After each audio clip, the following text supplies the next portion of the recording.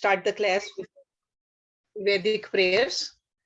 Om Guru Brahma, Guru Vishnu, Guru Devo Maheshwara, Guru Sakshat Parbrahma, Tasmai Shri Guruve Namaha.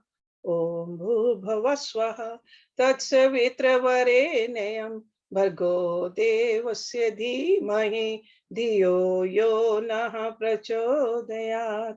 Asto Ma Satgamya, Tamso Ma Jyotirgamya, Mrityorma Amritam Gamya.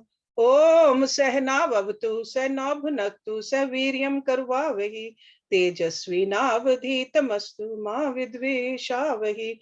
Om Shanti Shanti Shanti Om. So each Wednesday we pick up a different topic.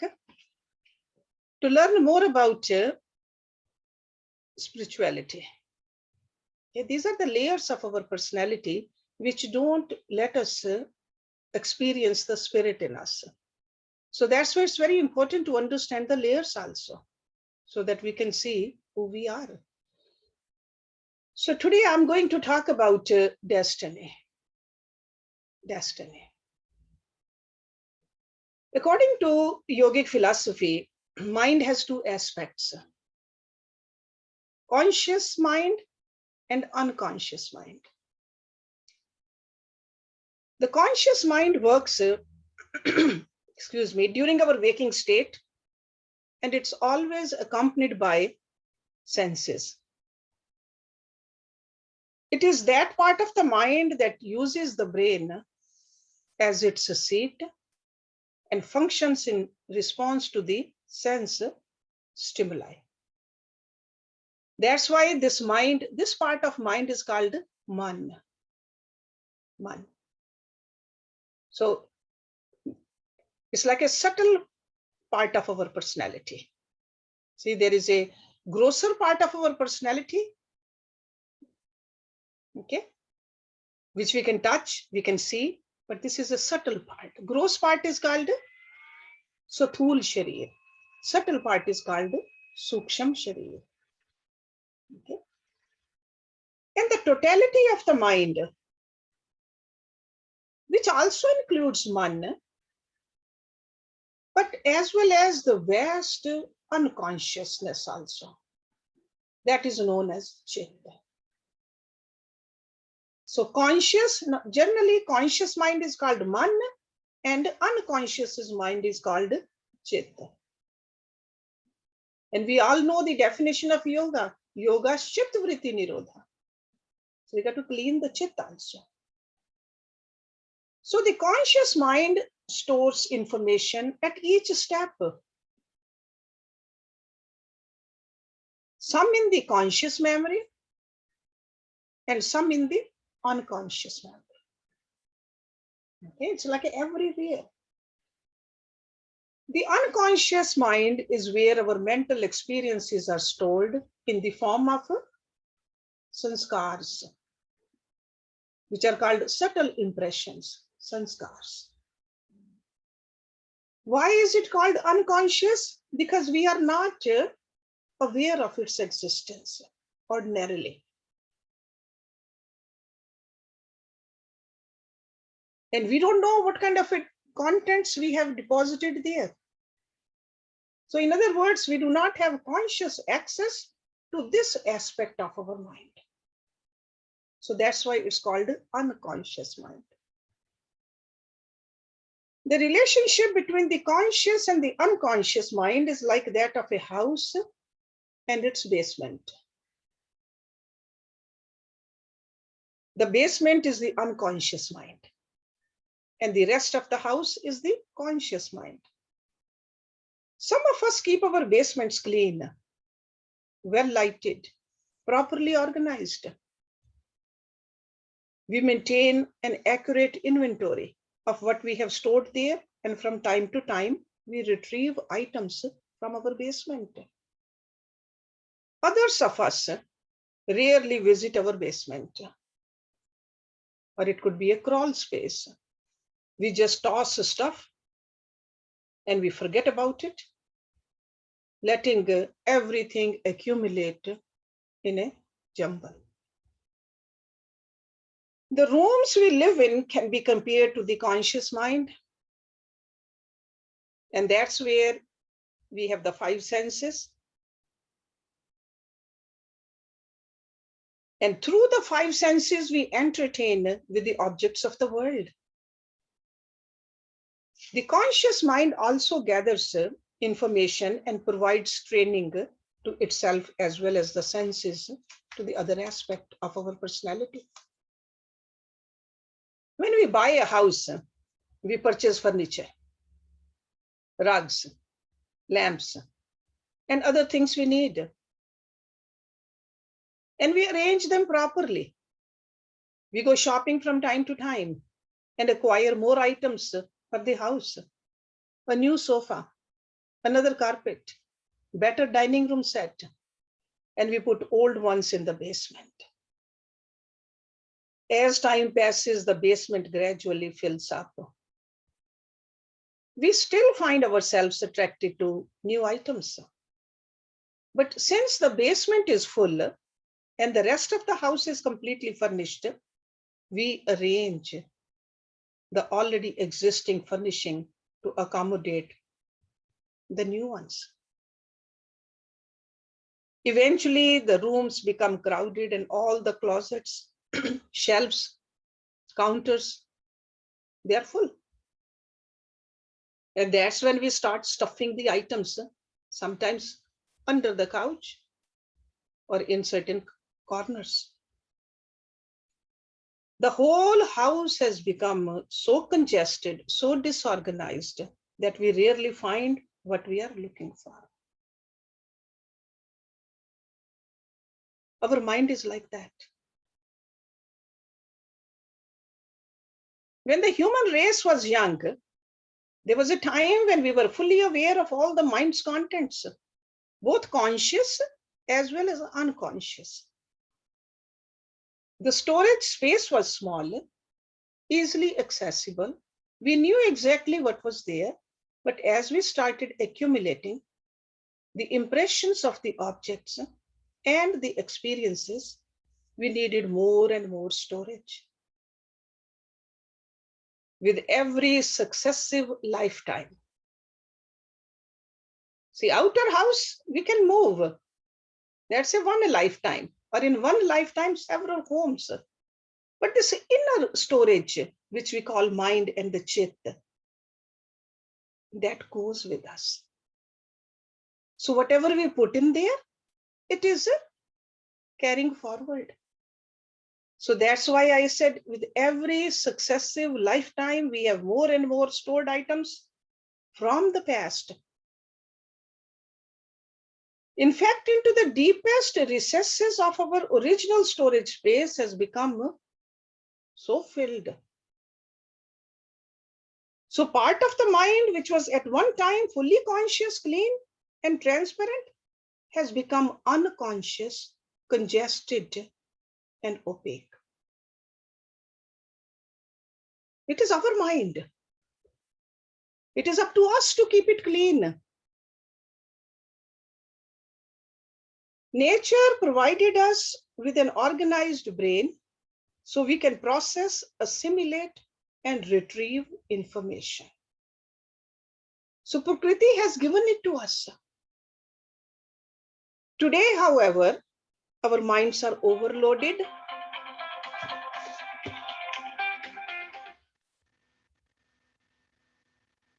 Sorry about that.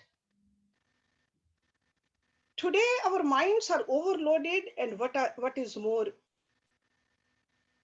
with the phones, which we call smartphones, computers, fast moving images, our attention span is shrinking rapidly. Less than 5% of our brain is active and the rest is dormant. Scientists say that. So brain, which has been given to us to use, to reflect, to decide, to retrieve, to clean, we are not using it. We are using the conscious mind less and dumping more information into an already congested unconscious. Okay. So as a result, most of our activities are governed by the unconscious mind. For example, we know that commercials, advertisements rarely present the complete truth. Yet we are heavily influenced by them. In large, we are slaves of our unconscious. So we don't even know who is the master, and we have become the slaves.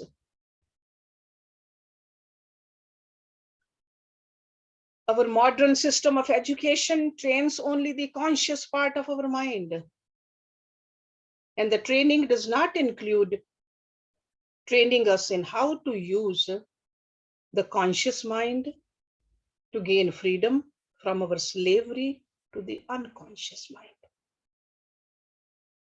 No one teaches us how to clean our unconscious or how to expand the space in the conscious realm, or the most crucial skill of all, how to penetrate the unconscious consciously.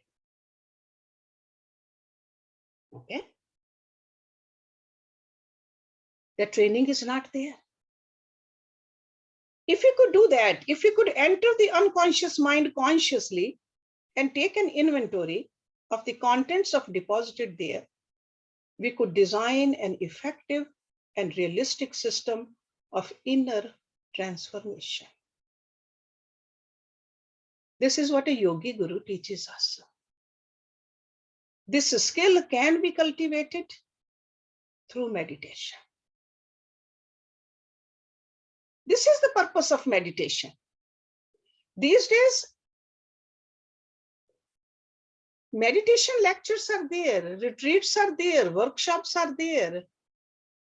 But the goal of meditation, they just say something different.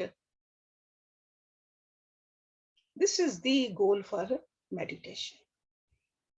With meditation, we can precisely target and we can weaken the negative impressions stored in the unconscious or useless information which is stored in our unconscious, and we can strengthen the positive ones. And that's how we can learn how to speed up our journey towards our ultimate goal. But we have neither the knowledge nor the ability to open the doors of our unconscious mind.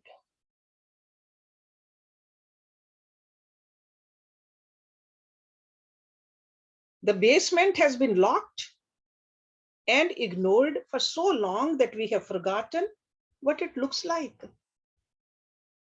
And we have no idea of what is hidden there. We know that the deeper the unconscious contents of our mind are buried, and the more densely they are packed into the storage, the more likely they are to explode also. Because they shake the entire system so violently that the weak parts shatter. And that's what we see among the family members, or even at a workplace. Or every day almost we see the shooting here and the shooting there. That is the explosion of the unconscious. Because this unconscious, all the stored information or the emotions, they create constant tremors, making us insecure, anxious, and fearful. Because we really don't have any knowledge what is stored in there. We perform most of our actions either to achieve that which we do not yet have, or to preserve that which we do have. So we stay busy. We are doing a lot of actions, but those actions are very superficial. Because actions performed under these circumstances are motivated by the unconscious. What seems to be our immediate motive in the conscious realm is in reality only the catalyst for activating sanskar, which are in the unconscious. It is the sanskar that motivates the conscious mind to employ the body and sensory organs to perform our actions. To illustrate this point, let's go through this story, which we read in the Bhagavad Puran, Shrimad Bhagavad Puran. That is the full name of that scripture. Once upon a time, there was a sage named Saubhari. And this is it in Bhagavad Puran is a history. Everything, all those stories, even though for our conscious mind, it doesn't make sense, but it is the history, it's the itihas of our culture. So there was a person by this name whose life story I'm going to relate over here. So once upon a time, there was a sage named Saubhari who lived in solitude. For many years, he dedicated himself totally to the practice of austerities, meditation. And by the time he reached an old age, everywhere in the kingdom, he was known. All the merchants, philosophers, even the royal family respected him. One day, he went in nearby lake to do his special twilight meditation. After the meditation, he opened his eyes to fill his palms with water. He noticed a school of small fish with their mother. And it seemed like that they were having such a fun. And with his extraordinary intuitive power, he could understand what they are talking to each other. And they were so happy. And he was surprised to realize the profound joy the mother felt at being the parent of so many delightful young ones. The sage thought, the fish in the lake are so joyful. I have spent my whole life doing spiritual practices and I have not experienced this. I should have children too. I must get married. With that thought, he came out of the lake and began formulating a plan. After making some inquiries, the sage learned that the king had 50 daughters. All of them were of marriageable age. So he decided to pay a visit to the king. When the king heard that sage has come, he greeted him with great respect and asked how he could serve him. The holy man replied frankly that he wanted to get married and had heard that the king's daughters were of marriageable age. Although the king had great reverence for the sage, but he could not bring himself to give any of his daughters in marriage to such an old man. But at the same time, he could not refuse him bluntly. So humbly and very diplomatically, he said that since his daughters were grown, it would be better if their feelings were honored. If any of them agreed to marry the sage, the king would give his consent. The sage understood what the king meant. So using his own wisdom, yogic power, he rejuvenated himself and reversed his age, transforming himself into a handsome young man. When he met the princesses, one after the other, all agreed to marry him. So he wed all 50 and brought them to his ashram. There he lived the life of a householder and had 100 children with each wife. So this story tells us a lot about the effects of the unconscious on our conscious decision. Watching the school of fish swimming happily around their mother was not the main motivating force behind his decision to get married. That was only a catalyst. That incident simply served to revive his memory. The subtle impressions of being married and having children that was buried deep in his unconscious. Okay. So the sight was like a pebble thrown into a lake. The ripples kept spreading outward until they reached the shore of the sage's conscious mind. And this happens to us also. But it happens so fast. And we act and react so fast that we don't even pay attention to it.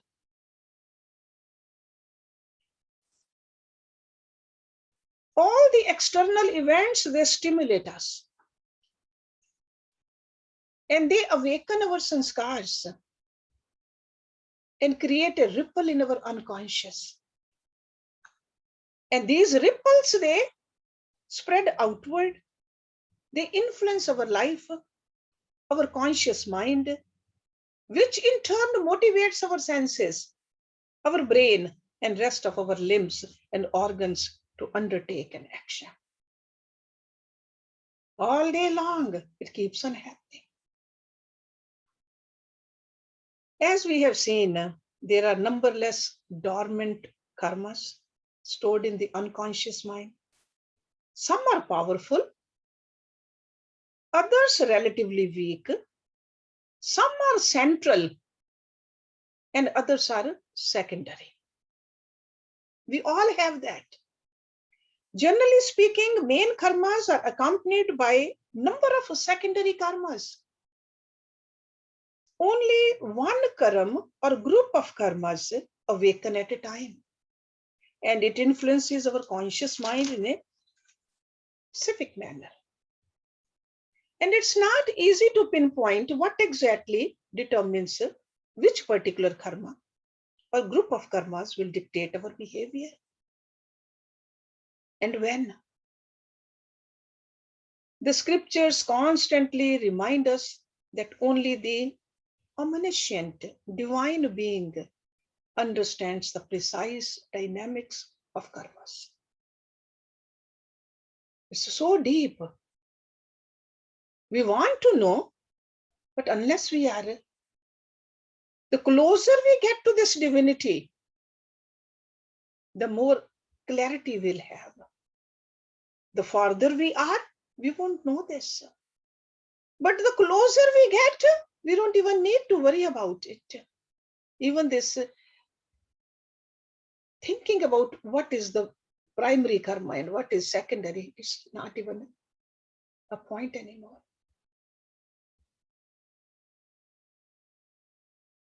And the relationship to all this primary and the secondary karmas is the cycle of birth and death. Scriptures do spell out what the sages in the past have confirmed through their intuitive wisdom. And what is this wisdom? The grand plan of destiny. Our prarabdha karma. Scriptures talk about it. They say that it is set before the beginning of each lifetime. So that means prarabdha karma, the karmas from our storehouse, we have brought in this lifetime. So each lifetime there is a handful of prarabdha karma we bring. And under normal circumstances, it cannot be changed. Those prarabdha karma cannot be changed. Rarely you can change them or even modify them. And what is your prarabdha karan? The kind of a body we are born in. Somebody says, no, we can have a surgery done. Sure, people do, but very few. That's why I said, under normal circumstances, it cannot be changed.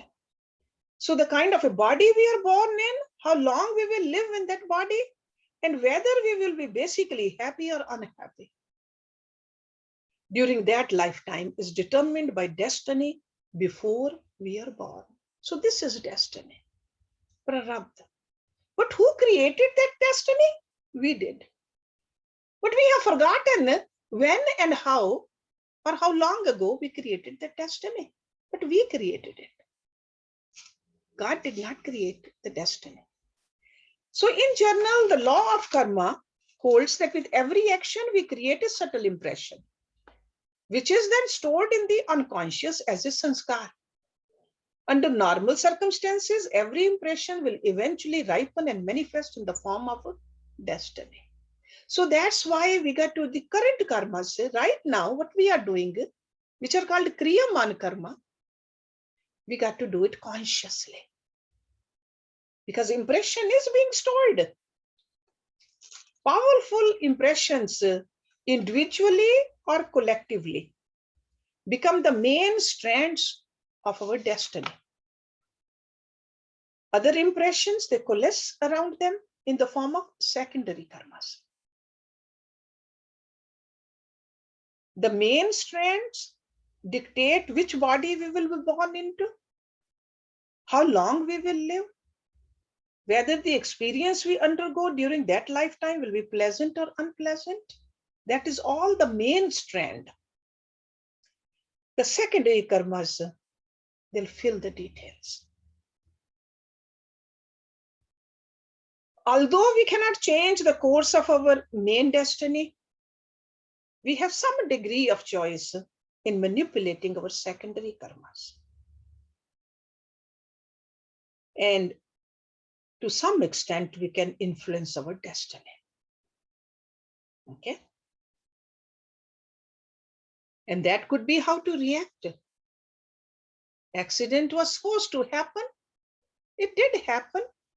A disease was supposed to come. It did come. But how do we react towards it? That is a secondary. It's almost like going back to that example of a house and the basement of the house. The main karma is like a blueprint for a house. That's a main karma. The secondary or the dormant karmas and the secondary strands of destiny provide the details. Blueprint is the one which determines the basic shape and structure and cannot be modified once it's built. Secondary karma are like the finishing materials and decorative details that complete the house. As the construction progresses, the architect has nothing to say about where, when, and how we hang curtains and paintings. The color of the windows, how we arrange our furniture, that's all secondary. We have control over it. But the structure of the house, we don't. So that means the trivial day-to-day details, losing something, getting something else, how we spend our time on a particular weekend, those are all secondary karmas. You cannot say that this is my destiny to go to a movie with my friends. That's a secondary. We have control over it. But all those secondary karmas, they revolve around the main strand of destiny. Going back to that example of that sage Saubhari, marriage to 50 princesses was part of his main destiny. The overall quality of his life after he got married was also part of his central karma. But the size of the homes he built for each wife and the children, how he divided his attention among them, and how he managed his daily spiritual practice in such a complex household were the result of his secondary karmas. That's where he had the control. He had a great deal of flexibility in his choices there. Once married, he was at a crossroad. Either he could drown in the circumstances, which usually emerge once a man starts living with family, or he could maintain his inner wisdom and live in the world while remaining above it. And sage Saubhari continued his spiritual practice. That's what Bhagavad Puran says. One pointed concentration, just like before, kept all his wives happy, raised his children. Many of these children turned out to be great rulers and spiritual adepts. They became the rishis and the rulers also. Sage was wise, spiritually powerful, skillful in a worldly sense also. These are the qualities which are underdeveloped in most of us. We struggle for inner purity. We don't have skill. We are not skillfulness even to deal with our outer relationships, let alone the inner conscious and the unconscious mind. Sometimes a question comes that what determines which particular karam or group of karam will dictate our behavior and when. Answer to this question is both simple and complex. Simple part of this answer is that destiny in the form of active karam has its own course, and we have no power to change it. Okay, so that means part of it we really cannot change it. It is going to happen. But the complex part of the answer is where there are secondary karmas. How they gather around the main karam strands of destiny and how they dictate our behavior. Some secondary karmas can be manipulated, but if they are strong and they are deeply entwined with the main karma, it's almost impossible to prevent them from manifesting or to modify their effect after they have manifested. So that means the bigger the root, the stronger the root, the harder it is to pull out and throw it out. The weaker ones, sure, you can pull it out and discard them. Or sometimes, even if they are not deeply entwined with the main karma, the secondary karmas I'm talking about, they can be like tentacles radiating from it, connecting one person's destinies with another person's destiny. And that's how this channel opens up between the personal karam and a group karam. Then it becomes even more complicated because we are not living in a vacuum. There are group karmas also. So explanations to explain the dynamics of karam in regard to such complex issues, whether or not our karma can be shared by others, or whether in addition to personal karmas, we also share group karmas. If this is so, what are the logistic behind it? Further, the justice in reaping what we sow is obvious, but where is the justice in reaping the fruits of group karmas, which we may not have personally sown? The scriptures give the answers to these questions and explain the relationships also. So we got to learn how to get the answer from the scriptures. Scriptures tell us that with the exception of meditative karmas, there is no such a thing as totally personal karma. All actions involve at least two parties. The one who performs the action and the person or the object affected by the action. Two people. And because both parties to an action are connected to other parties, the ripple effect causes several parties to become involved in actions and their result. So it just keeps on growing. As long as we have a body and live in the world, it is utterly impossible to live in karmic isolation. Okay. So at the physical level, so that's why Lord Krishna taught us a technique while living over here also, how to make this karmic web weaker, become a karma yogi. But if we are living an ordinary life, this is what happens. Even entering the world involves at least three parties. At least I'm saying. The mother, the father, and the one being born. All have their independent destiny as well as a shared group destiny also. One person's main destiny functions as another's secondary karmas, and vice versa. That's how we are all caught in a complex karmic web. Hundreds of stories, they have been documented in our epic literature.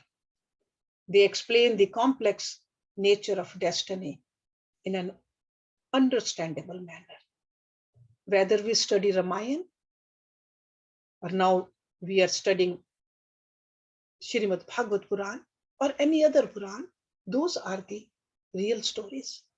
Or even Mahabharata we are going to start next Tuesday. That is the web. So according to the scriptures, as the Yoga Sutras, it is possible to create a powerful karma which overrides other karma. Rishi Patanjali tells us this. The karmas generated through such means become the main strands of our destiny. So any karma we do as a yogi, that can become a main strand. We create a powerful negative karma, for example, hurting someone, filled with fear, or when we are, if somebody does not trust us, we create that jealousy or hatred, then that becomes the main karma for us. Or when we are dedicated to spiritual life, that becomes the main karma for us. So it's up to us right now what kind of a destiny we want to create. So negative karmas can become a main strand, or a positive karmas can become a main strand. That freedom we have. So the scriptures are filled with examples of those who were entangled in the web of destiny, just as we are.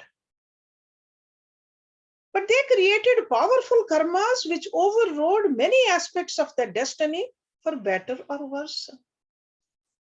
In other words, the intense karmas they created in the present changed the direction of their destiny.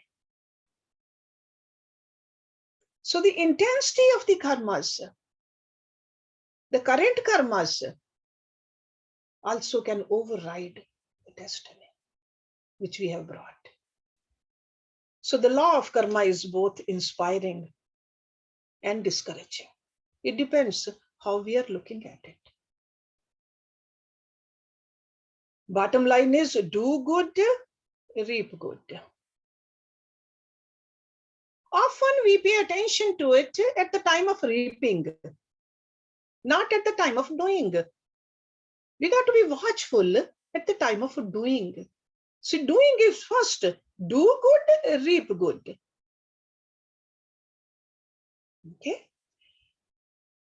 Sounds encouraging, but when we seem to be victims of our do bad and reaping bad, and most of us do not have any idea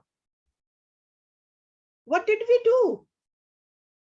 Often I hear people saying that I have lived a good life, I have helped others, I have gone to the temples, I have served the elders. Why I am suffering? Because we don't have a complete picture in our mind. We don't know that main strand which we have brought right now in this lifetime. When did it start? The main branch. Exceptional karmas can be created in this lifetime through intense sadhana. It could be a mantra sadhana, it could be a tap sadhana, it could be a meditation sadhana, reaching the samadhi. That's how we get the grace of God. We can do the intense selfless service. We can earn the blessings of a guru. We can make sure that we are in the company of the saints. These are the kind of karmas which can override the destiny. And stories like this are also all over our epics. So understanding the law of karma, learning the techniques can deliver us from its bondage. So that means that first we have to understand it, we got to have a faith in it. Then after that, prarabdha we have brought with us. But in order to overcome this prarabdha and movement towards the right direction, we have to make some effort here in the kriyaman karma. Because effect of that kriyaman is not only, all of it is not going into the storage house. Some of it you will reap right now also. It's like if I start exercising today, eating better today, it's not only after 10 years I'll get the benefit. Some of the benefit will start showing in that personality right away.